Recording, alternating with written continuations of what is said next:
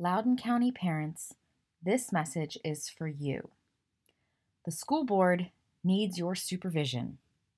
In addition to the sweeping changes to Policy 1040 that were rammed through about a month ago, the school board has come up with some pretty outrageous legislative action items and is now exposing kids to radical sexual ideologues under the guise of mental health. First, if you haven't seen my other video titled Loudoun County School Board Throws Girls Under the Bus, it is linked in the description below. It sums up the Policy 1040 changes in less than 3 minutes. A similar policy was passed in Arlington County Public Schools, and now they are facing a nightmare. See the recently published op-ed piece in the Washington Post titled Gender Politics Don't Belong in the Classroom, but Title IX Protections Do, by Maria Keffler. The public school system in Arlington is pushing transgender ideology on children as young as age 5. Do not think for 1 minute that it isn't coming to Loudoun County. Their foot is already in the door thanks to the Policy 1040 changes. As for the 2019 legislative action items, check out compulsory education and the non-discrimination policy. Basically, the school board wants to do away with the religious exemption and give the government the power to approve or disapprove of home instruction settings. Homeschoolers, this one is meant for you.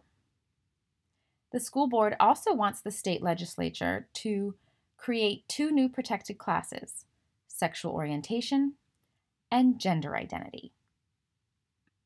Now, moving on to the mental health program.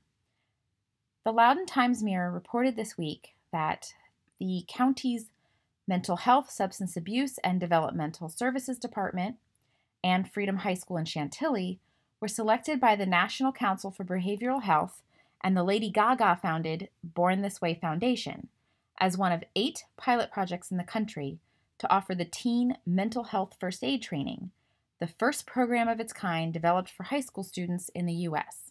Seeing the Born This Way Foundation named as a partner in this project was a huge red flag. Here's why. Number 1, they promote biased surveys as legitimate research. From January 28, 2019 to February 2, 2019, Born This Way Foundation worked with Benenson Strategy Group to survey over 2,000 young people ages 13 to 24 in the United States. What is never explained is how they conducted the surveys, but the fact that they worked with the Benenson Strategy Group was telling. In their own words, the BSG described themselves as a strategic research consultancy that marries language expertise with innovative research to frame choices so that your brand is the only answer. We give you the messaging, framework, and strategic roadmap so that everyone in your organization knows why the messaging is powerful and how it will help you achieve the outcomes you want. Check out some of their political and institutional clients. No political bias there, of course. Back to the Born This Way Foundation.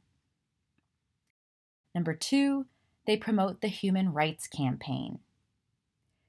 The HRC is a powerful lobby group located in D.C. that is primarily focused on promoting gender identity recognition under the law. They want taxpayers to be forced to pay for transgender mutilation surgeries and cross-sex hormones, and they support the medical transitioning of minors.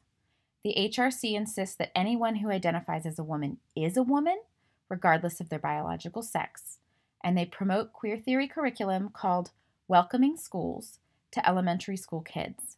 This includes teaching kids that they can be born in the wrong body. The third reason we need to be concerned about the Born This Way Foundation. They promote and have given financial support to Advocates for Youth. Advocates for Youth promotes early exposure to sexuality and early sexual activity. They promote comprehensive sexuality education to children grades kindergarten through 12. They also believe that age of consent laws and parental notification laws restrict kids from access to sex-related treatments and preventions. The Federalist warned about this years ago. Quoting the Federalist article, "Youth advocates purposely create the perception that the youth sexual rights movement is a bottom-up, youth-driven movement. It's not.